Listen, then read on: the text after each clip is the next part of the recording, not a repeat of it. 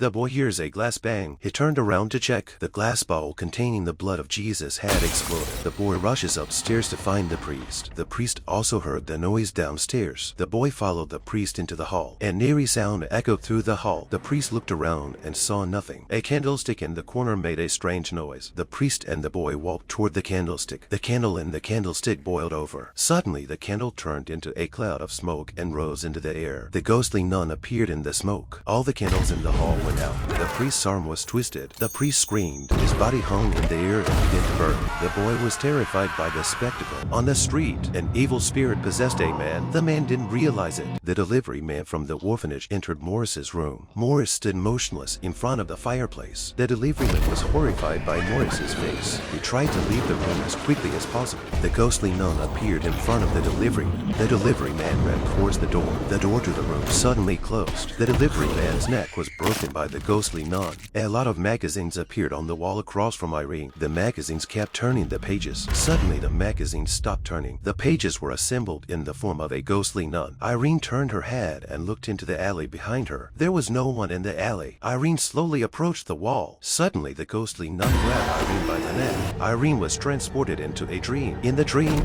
the ghostly nun provoked Irene. She killed a boy in front of Irene. The nun rescues Irene, who is lying on the floor. In the orphanage, Morris stands motionless in the doorway of the utility room. Mother Superior taps Morris on the shoulder. Morris turns around and leaves the orphanage. There's a strange noise in the utility room. Mother Superior walks into the utility room to check it out. An eerie noise appears around the Mother Superior. A boy with a lamp slowly approaches the Mother Superior. The Mother Superior turns to look. The lamp falls to the floor. The boy disappears. The boy suddenly appears behind the dean. The dean calls out the boy's name. The boy doesn't answer. The hand of the evil spirit squeezes the boy's shoulder. The boy swings his lantern and starts attacking the dean. A hook slipped and hit the dean in the head. All the lights in the hallway went on. Morris was dancing with his wife. He suddenly fainted at the table. A strange cross appeared around his neck. All three men looked at the picture of the nun on the wall. The ghostly nun suddenly burst out of the painting. Irene arrived at Morris's house just in time. Morris and his family were running out of the house. Irene told Morris that the evil spirit is inside you. Morris didn't believe it. The next moment,